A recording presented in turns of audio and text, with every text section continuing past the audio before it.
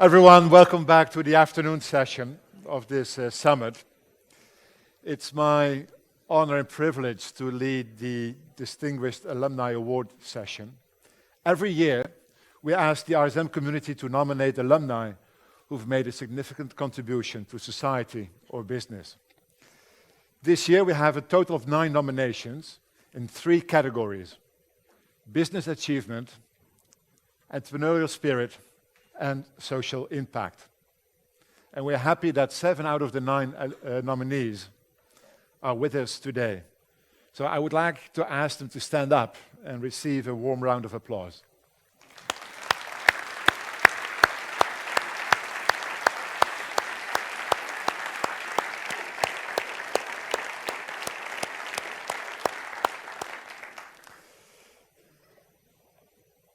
So 9 nominees.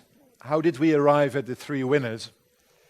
We asked the RSM community to vote for the favorites via our website, and we asked previous distinguished alumni winners for the decision too. So I would like to thank our judges, Herbert Smorenburg and Niels Eldering. So, yeah, go ahead.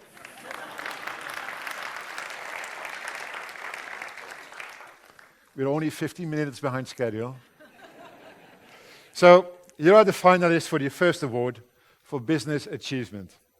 These 3 alumni have all demonstrated a solid record of achievement and lead by example. The first nominee is Christine Lim. Christine is very passionate about bringing more women into technology and early stage investing. She supports social ventures for causes that she's passionate about. She wants to inspire women to become angel investors so they fund more startups led by women. Christine has shown how women can empower themselves financially and be proactive in building a better community in the US and beyond. This year, she published a book for women angels and entrepreneurs also. Our second business achievement nominee is Monique Yakmo-Hansing. Monique has combined her bicultural background and talents in her role at Procter & Gamble. She creates new business for luxury products in important yet challenging international markets, and she's just 30 years old. The nominator, Aishka, says Monique is so talented that she has been promoted to the European headquarters of Procter & Gamble and is now regional commercial manager in the Middle East and Africa. Her high intellectual and emotional intelligence enables her to deliver a wide variety of results in global design and development in these regions. The third and final nominee in this category is Gagandeep Sethi. Gagandeep's achievements in the entertainment market span from media production to strategy consulting. As a leader, Gagandeep's goal is to analyze commercial performance and trends and help his company market and sell the right combination of connectivity and entertainment propositions attractive to its customers. According to his nominator, Gagandeep truly reflects the quintessential qualities of a good leader. He says, Gagandeep can take on any business function and create growth in roles of increasing responsibility and people leadership. These are the 3 on our shortlist. And now for the winner. While all the candidates demonstrated solid achievement, the award for best achievement goes to Christine Lim.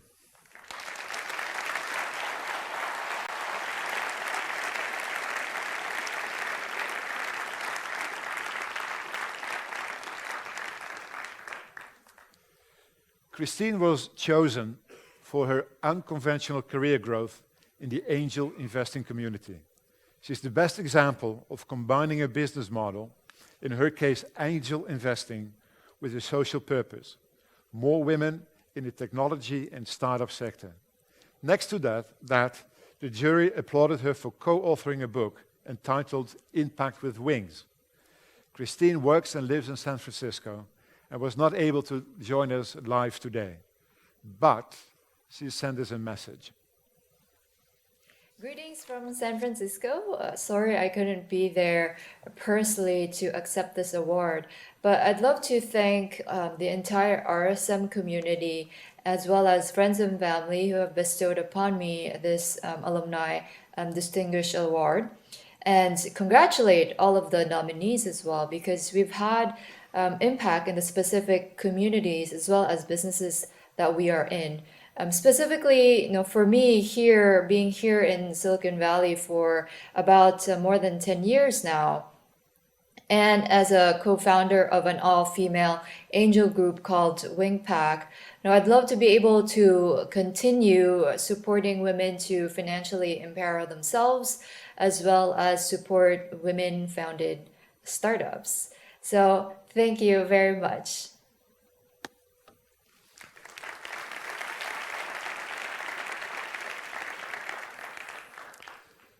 The second award is for entrepreneurial spirit. In this category, we recognize alumni who have recently started up their own enterprise or who put innovative thought and action into established ventures. We got the shortlist of 2.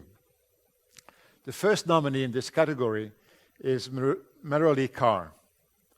After 12 years with Shell, Merrilee launched a business in 2014.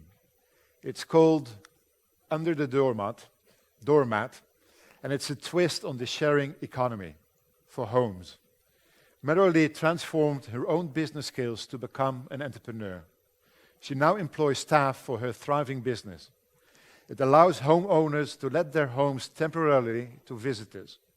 Her nominator, Nancy, says, Merrilee's hard work, tenacity, and creativity are inspiring. She's a great example of the values of leadership, innovative thought, and action. She truly embodies the entrepreneurial spirit of RSM. Our second nominee is Roos de Wit-Goedhart. Roos started her company 3 years ago. Study Tours organizes study tours for universities around the world. Her nominators say Roos has great ambition, knowledge, and networking skills. She goes off the beaten path and is passionate and hardworking, and is a passionate and hardworking woman. They applaud her for being a great example of female entrepreneurship, because Roos also co-founded Female Ventures, a startup that supports women in establishing their own businesses. These were the 2 nominees in this category. Both candidates have demonstrated true courage by taking the plunge to become an entrepreneur, and we applaud them for that. But one of the candidates chose a slightly more unconventional road by choosing a business in an industry that's not always obvious, namely education. She has demonstrated that it has become her and her company's mission to overcome the barrier of solving issues caused by thinking in standard patterns and in existing silos. It's my pleasure to announce, in the category Entrepreneurial Spirit, Roos de Wit-Goedhart.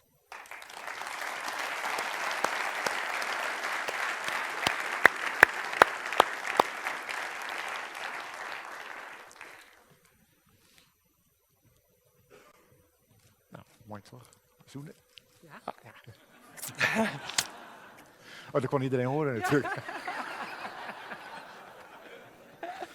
We've known each other for a long time. Although I was not on the jury, right? If you like, you may say something. Yes. Does it work? Is it on? Okay.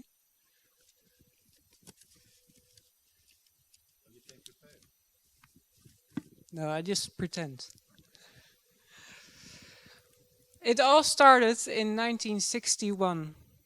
When a 17-year-old girl asked her mother permission to study medicine.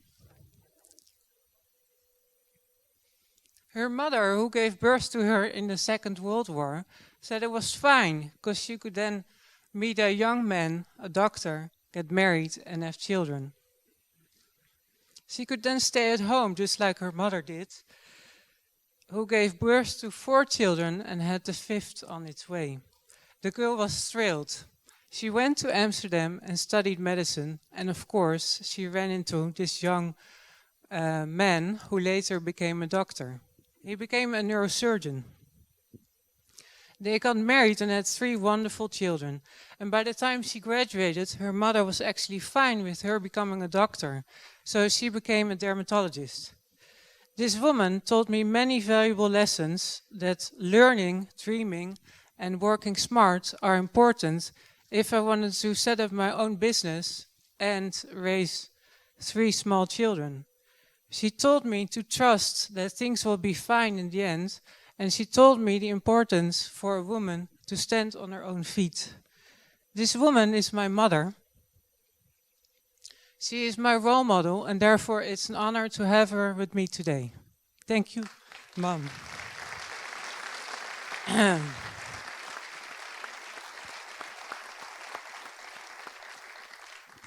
Another woman I'd like to honor today is Professor Diane Baserunner, Director of Erasmus Center for Women Organizations. I had the pleasure to work for Diane for 10 years, as she took me under her wings and promoted me every 2 years. During those years, Diane taught me many valuable business lessons that I use every day. She taught me to think about the unintended consequences of my actions, the importance of becoming comfortable in uncomfortable situations, and she also told me to question my perceptions and assumptions. Thank you very much, Diane, and I hope that a lot of people here will pass on this message to her. I would also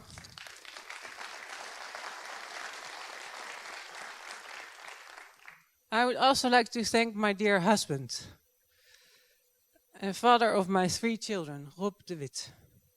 He did not only support me when I came up with the idea to set up my own business, but he also dedicates time and energy to the company as my CFO. He is amazing with numbers and will tell me anytime, anywhere, even from under the shower, whether my budget, profit and loss statements, or even the accountant's balance sheet are correct or not.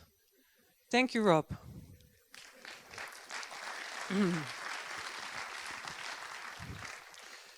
Now, on a serious note, when my father died in 1999, this was a defining moment for me. Since then, I realized I only had one life and that we must go after our dreams. I did not want to think in terms of could have, would have, should have, by the time I would be on my deathbed. So basically, I wanted to become the best I could be. So of course I went to RSM. At RSM I've learned many things, but most of all I learned how to become the best I can be. As a real entrepreneur, I can tell you that I have tons of entrepreneurial spirit, and I'm driven by a passion for education and a love for business. When I gave birth to our 3rd child 4 years ago, I all of a sudden truly understood that if I was looking for an excuse, circumstances would never be in my favor to start my own company. This notion helped me to reflect on my fears and gave me at least the guts to at least try and set up my own company. At that time, I was even willing to sacrifice finance, my energy, and my secured feeling of having this great job at RSM. I thought I had the steepest learning curve when I was doing the executive MBA at RSM. Since I was working full-time, was pregnant of my 1st and 2nd child, we renovated our house, we moved the house many times, but now I know better. I can tell you from experience that it's a ridiculous roller coaster of emotions you have to go through in order to start, grow, and I guess to eventually exit your own business. I've had moments of total despair and frustration where I wondered whether I was crazy to even attempt this. But I've also had insane highs where I feel that I'm on top of the world. This is when I can do the things that I'm passionate about. and I am passionate about working across silos, sharing knowledge, experience and best practices amongst a certain theme, since this is what I believe the best way to solve issues. I would not stand here today without the faith and support of RSM, my role models, my family, friends, staff, and in particular Robin and Sebastian, who nominated me, my former colleagues, my MBO 8 class, and of course all the people who voted for me and believe in me. Today I'm on top of the world, and I'd like to thank you for that.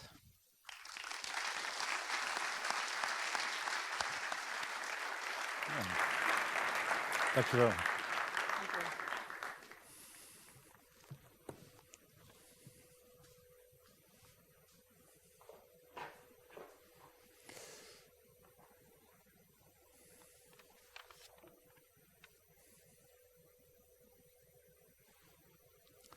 Now we get to the third and final category. The Distinguished Alumni Award 2016. Why am I holding this phone? Microphone. The Distinguished Alumni Award 2016 for Social Impact recognizes those who have served society by improving the lives of others, or protected or improved the environment. And we got a short list of 4. Our first nominee in this category is Debbie van der Schuit. Debbie used her managerial and business skills to push the boundaries of the healthcare industry. She advocates for the role of siblings who take care of brothers or sisters with a disability. Debbie produced a documentary, Op zoek naar mijn zusje, In Search of My Sister, about her own sister Wendy, who has Down's syndrome. It's about finding ways of including brothers and sisters in care plans. The nominator Olga says, Debbie's persuasion, business skills and her own responsibilities have created the will to make a political change in the Netherlands for thousands of brothers and sisters with disabled siblings. Our second candidate is Frans Broeders. Frans foresees a growing need for sustainable food, and his company Denterra creates a direct link between farmers and end consumers. It boosts value for farmers and gives shoppers access to local, high-quality food, and it reduces waste. Frans has created social impact in the food industry and sets a great example, says Cheng Fu, who told us, Frans does not simply sit on his insight collected during a successful international career. No, he turns his experience from an inspiring vision into reality. Our third nominee in this category is Mark van Rooij. After working in London, New York and the South Pacific, Mark returned to his home city of Almere in the Netherlands and became involved in local politics as an independent advisor. In 2009, he made a successful proposal for Almere to host the Netherlands World Horticultural Exposition, the Floriade, in 2022. Mark lobbied and secured initial funding so Almere could bid for this huge event. Mark's nominator says, he puts effort into others so they can succeed. Harold nominated Mark for this persistence, his abilities to keep communications open, and for convincing stakeholders. And last but not least, Vincent Conejo. Vincent uses his education, business acumen, and creativity to make a difference to climate change issues. His projects include a book called Giants of the Caribbean, containing his own underwater photographs of large marine species in danger of extinction. His nominator Anjani told us Vincent is an activist at heart and used his RSM education to channel his energy and beliefs to where his impact is strongest, namely through business management and leadership. The winner in this category was chosen with an overwhelming majority of the online votes. As the nominator so passionately says, in life, we often try to separate who are in a professional environment and in our personal lives. The Distinguished Alumni Award 2016 for Social Impact goes to Debbie van der Schuit.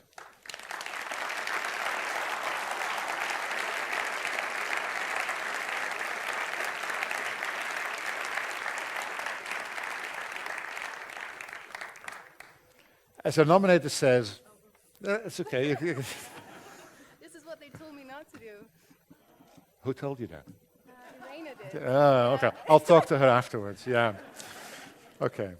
As her nominator says, Debbie is a true inspiration because she found a unique way of combining her personal needs with her managerial and business mindset. In taking care of her disabled sister, Debbie continues to push the political agenda and decision makers in the healthcare industry. What started out as a personal motivation now continues to have a high social impact. Congratulations.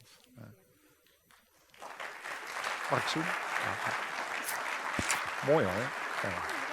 Dat is goed. En, there you go.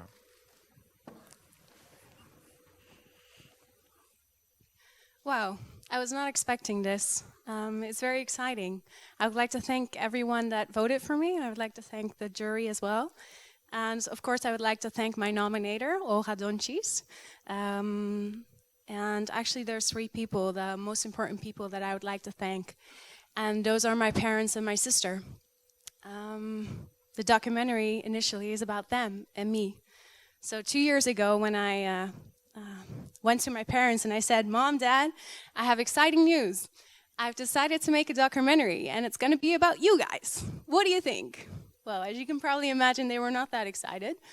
I think this is one of those cases when you know that a certain story should be told, but it's much more exciting if it's told about someone else's life.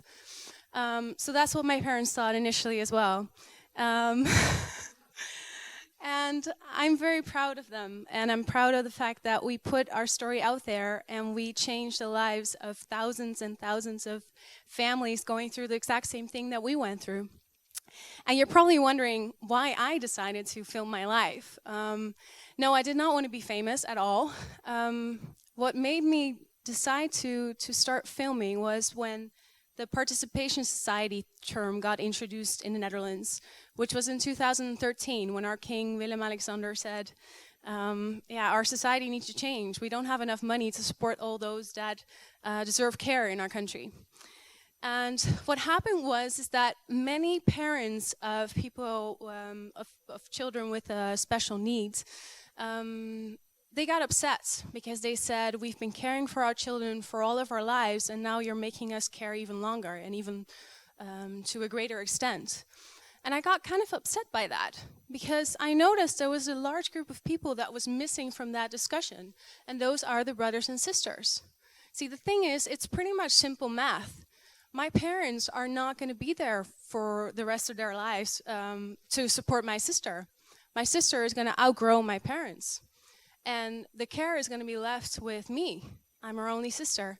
Back when my parents were children, families were consistent of 3 to 4 children, and care could be split among them. But nowadays, this is different.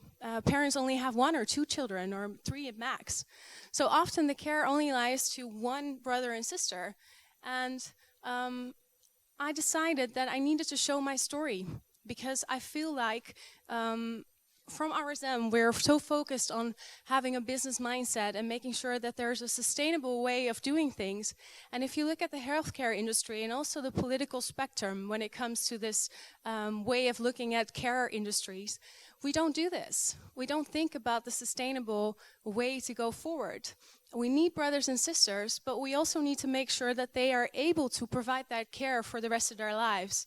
And as a brother, in my case as a sister, I was raised never to say no and always help out my sister. But there comes a point where that doesn't work anymore. When you have a full-time job, when you have your own family, and you have to say no at some point. And for that, we need the political spectrum and the healthcare industry to understand and to think about a solution that enables us, includes us, but also makes sure it's a sustainable solution. So thank you again so much for your votes, and have a nice day.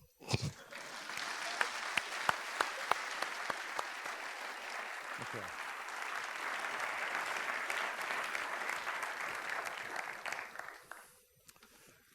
So I think we had very inspiring nominees and very inspiring winners.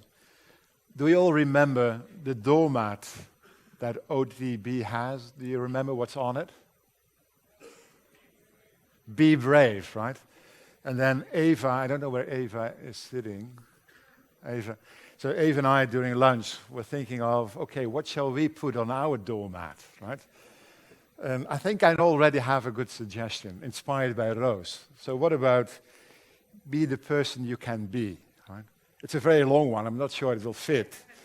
But we could buy a very long, very big doormat. Okay. So that concludes this session. Thank you all. Thank the nominees. Thank the award winners. On with the program. Dori, back to you.